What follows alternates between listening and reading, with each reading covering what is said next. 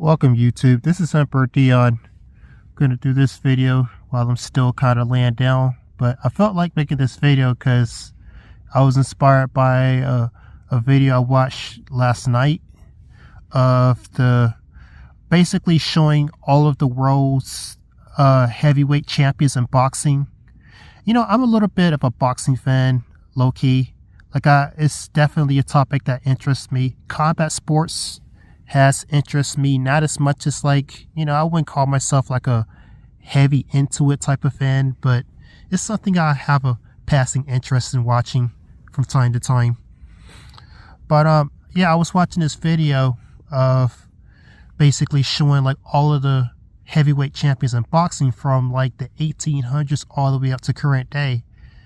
And while I was watching this list, I kind of noticed something. And what I noticed is also, obviously you guys are going to see the title of the video, but it pretty much mirrors a suspicion I've always had, which is to say that I don't think black men are really built the same way that they used to be. Definitely. Now, I think black men have gotten a lot weaker, for damn sure. And so what I saw in that boxing heavyweight champion list, you know, they start off in the 1800s with all the white guys, because back then you had racism holding black dudes back a lot. That's why you had Jack Johnson, you know, the first black heavyweight champion. You know, that dude happened because of all the systemic racism back then. You know, he was so good that he basically broke through, and that's why he's basically the only black dude back during the time when he got the title. You see, so the first real black heavyweight champion you see was Jack Johnson. That dude was an animal. But, you know, you start off like that, and then you see Jack Johnson early in there, and then it's a long list of more white dudes, and then you get up to about the 50s roundabout. I think you see Joe Louis. Or I think, hold on, I can't recall. I think you might be in the 40s and 50s, you see Joe Louis. But he was also another one of the all-time, you know, heavyweight champions. You know, black dude, had it for a long time. Then you get up to about the 50s. I distinctly remember this. So you get up to about the 50s. From the 50s all the way up to the 2000s, pretty much. It's a almost unbroken chain of black heavyweight champions in boxing. And why is this? It's because during the 50s, you know, you still had racism and plenty of it during the 50s, but I think the racial barriers had broken down just enough at that stage to allow a lot more of them to actually start coming out swinging. And once the barriers lowered just enough, you saw all these black heavyweight champions come out of the woodworks. Sonny Liston, Muhammad Ali, all these guys, Sugar Ray Robinson, all these guys are almost I'm not gonna say they were all black. You had a few white guys get in there here and there, but for the most part, you had a 50-year period of nothing but black heavyweight champions, damn near, from the 50s up to the 2000s, and a bit past there too, because as late as 2003 and up through there. You had, you know, Lennox Lewis did his final match against a very good Ukrainian boxer that was just coming onto the scene. And you had what was his name?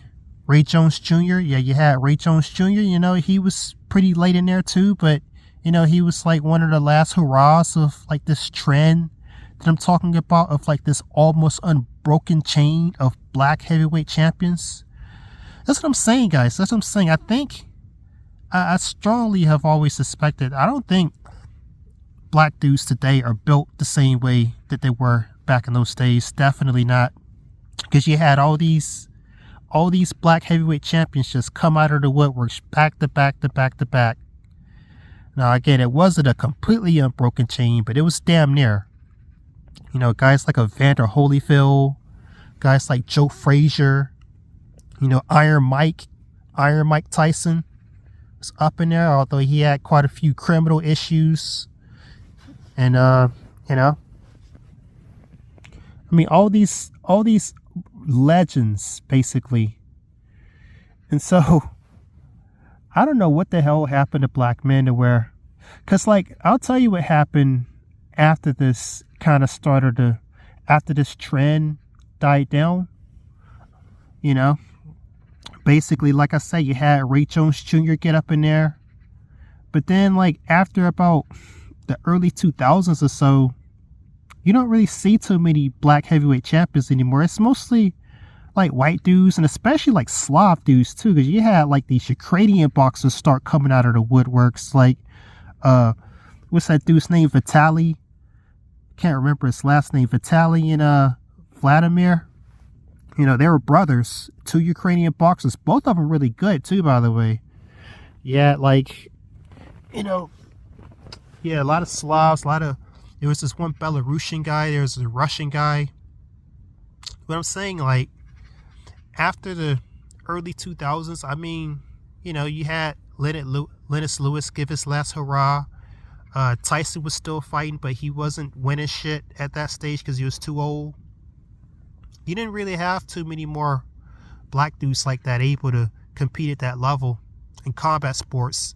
That's not to say you don't see, you know, black dudes still winning stuff like that. They definitely still do, but I'm saying it's like this unbroken chain of complete dominance that used to be back from like the 50s up to like the 2000s. Like, you don't see that anymore.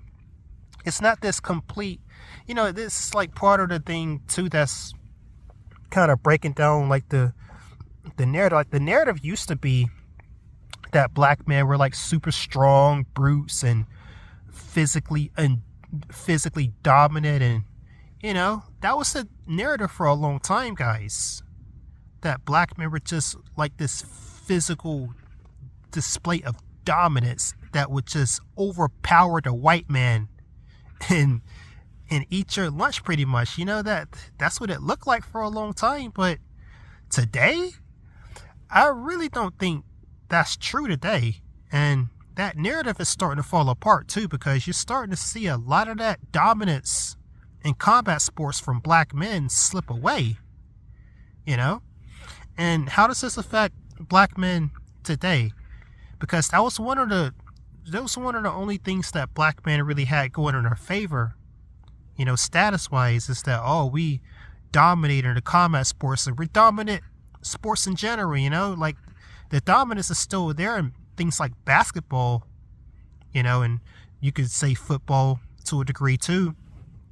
You know, the dominance is still there in other sports, but in combat sports, it's kind of something where you got a bunch of white dudes that have gotten up into there now. And you know, a lot of guys from around the world, like I saw this Thai kickboxer. You know, this dude was an animal. You know, I don't know, man. Like, I don't think black men are built the same way as they used to be. You know, because a lot of these guys during that dominance era, like, those guys were truly great fighters. They were warriors. But I don't think the black community or black culture is conducive to producing warriors anymore. Certainly not. Like, a lot of that was because of like the hardship they grew up under. You know, like Mike Tyson, he grew up in like extreme poverty where his mom was giving him like drugs and shit.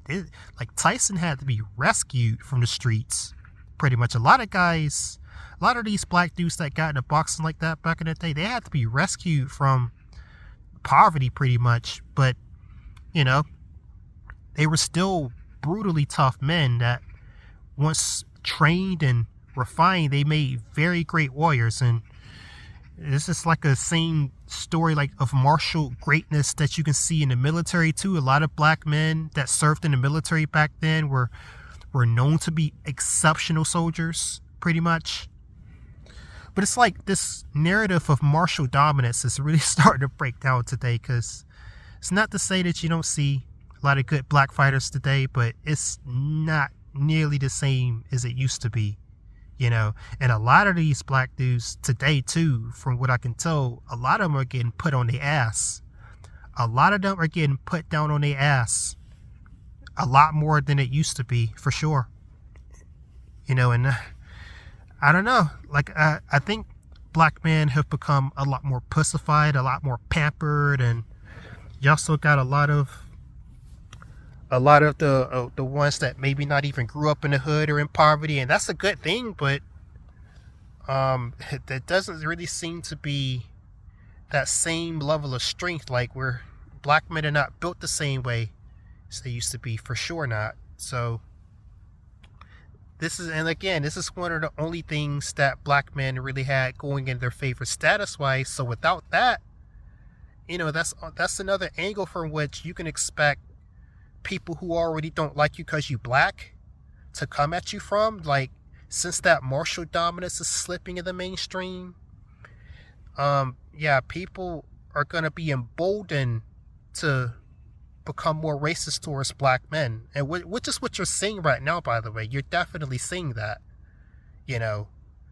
So I mean, take that as you will, but I definitely noticed that as I was watching that heavyweight champion list, where it's like this, like, as soon as racism and racial barriers broke down just enough for them to start getting up in there, an unbroken chain of dominance, almost damn near, up until like the early 2000s, and then like got a bunch of Slavs and white dudes start getting back up in there then and dominating. And it's not to say, again, there's still some pretty dominant black fighters in the UFC and MMA and boxing still. They're still there. It's just, it ain't nowhere near the same as it used to be. And I do think that's largely to do with the fact that black men just ain't got it like that no more. We're just not built that way no more, I think. And this is, again, because it was one of the only things that we kind of had. Yeah, people are going to get emboldened as that narrative starts to break down. So anyways, take that as you will, but that's just my opinion and what I've observed. And please like, comment, and subscribe. Tell me if you agree or disagree, or what kind of counterpoints you have to it. But with that being said, I think I'm going to cut it short here and stop rambling. This has been Emperor Dion the Lion, and I'll see you later.